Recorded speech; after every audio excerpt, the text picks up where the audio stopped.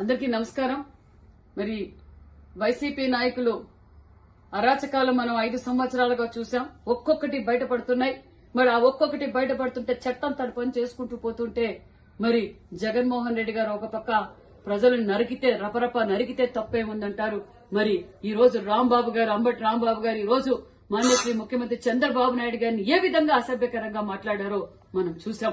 జగన్మోహన్ రెడ్డి గారు ఈ రోజు అంబటి రాంబాబు గారు యావత్ ఆంధ్రప్రదేశ్ ప్రజలందరికీ బహిరంగంగా క్షమాపణ చెప్పాలి.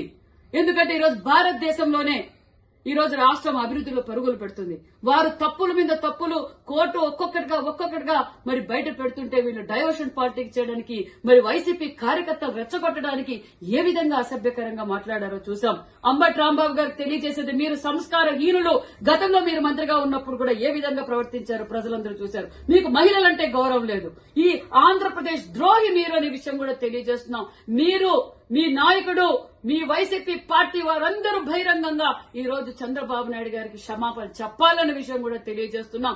ఖబర్దార్ రాంబాబు గారు, మేం చెప్పేది ఒకటే, మేము చాతకాక కాదు, మీలాగా అరాచకాలను ప్రోత్సహించే వ్యక్తి కాదు మా చంద్రబాబు నాయుడు గారు. మా లోకేష్ బాబు గారు ఒక్క మాట మాకు చెప్పితే మీరు ఇంటి నుంచి బయటికి రావాలన్న విషయం కూడా మీకు తెలియజేస్తున్నాం.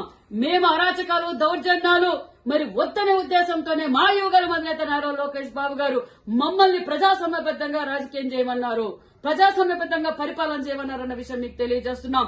ఖబర్దార్ ఇంకొకసారి ఇలా మాట్లాడితే ఊరుకుండే ప్రసక్తే లేదు. కూటమి ప్రభుత్వం, కూటమి నాయకులు, కూటమి కార్యకర్తలు ఎదురు చూస్తున్నారు. ఒక్క సందేశం ఇస్తే చాలు మీ వైసీపీ పార్టీ మీ వైసీపీ గుండాలను ఎలివేయటానికి సిద్ధంగా ఉన్నారన్న విషయం కూడా తెలియజేస్తున్నాం. మీరు బహిరంగంగా ఆంధ్రప్రదేశ్ ప్రజలందరికీ క్షమాపణ చెప్పాలి.